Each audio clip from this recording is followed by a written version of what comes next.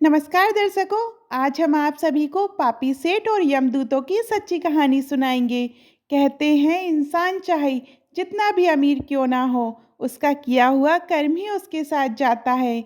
मृत्यु के बाद क्या होता है, क्या आत्मा को स्वर्ग मिलता है या नरक? आज हम आपको गरुड़ पुराण से एक ऐसी कथा सुनाने जा रहे हैं जो ना सिर्फ रहस्य भरी है बल्कि जीवन की गहरी सीख भी देती है। बहुत समय पहले की बात है। काशी नगर में एक सेठ रहता था। नाम था धनराज। धनराज अत्यंत धनी था।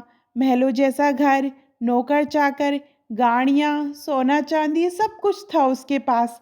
लेकिन उसका मन पापों से भरा हुआ था।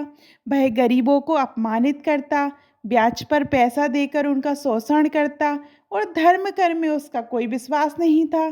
कई बार लोगों ने कहा, सेठ जी थोड़ा दान करिए, मंदिर बनवा दीजिए, लेकिन सेठ हंसकर कहता, मरने के बाद कोई स्वर्ग नरक नहीं होता, यही जीवन है। समय बीतता गया और एक दिन सेठ को तेज बुखार आया। दवा दारू सब हुआ लेकिन हालत बिगड़ती गई। उसने अपनी दौलत के ढेर को देखा और मन में सोचा, मैंने कितना कुछ कमाया, लेकिन अब ये सब छोड़कर जाना होगा। और फिर वह घड़ी आ गई। रात्रि के तीसरे पहर जब पूरा घर सो रहा था, तभी एक भयानक दृश्य घटा। चारों ओर से काले विकराल यमदूत प्रकट हुए। उनके हाथों में रस्सियां थीं, चेहरों पर क्रोध और आंखें अंगारों जैसी लाल थीं। सेठ की आत्मा शरीर से अलग होने लगी। वह चिल्लाया, नहीं, मुझे मत ले जाओ, मेरी दौलत ले लो, मेरा महल ले लो। लेकिन यमदूत बोले, तेरे साथ सिर्फ तेरे कर्म आए हैं, तेरी दौलत नहीं। तूने कोई पुण्य नहीं किया, अब तुझे नरक भुगतना होगा। फिर शुरू हुई आत्मा की पीड़ा भरी यात्रा। उसे कांटों भरी भूमि पर घसीटा गया। हर कदम पर पैर लहूलुहान हुए। गर्म रेत और आग के बीच से आत्मा को खींचा गया। कई जगह पर आत्मा को उसके ही पापों का दंड मिलता रहा। जैसे जैसे पाप वैसे वैसे यातना। कुछ समय बाद वह यमलोक पहुंचा। वहां चित्रगुप्त ने सेठ का जीवन खोला।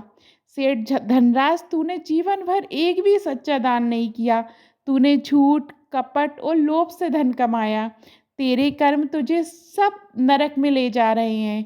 नरक जहां आत्मा को जलते हुए लोहे के पिंजरों में डाला जाता है, जहाँ काले कुत्ते आत्मा को नोचते हैं, जहाँ वाणी की जगह चीखें होती हैं।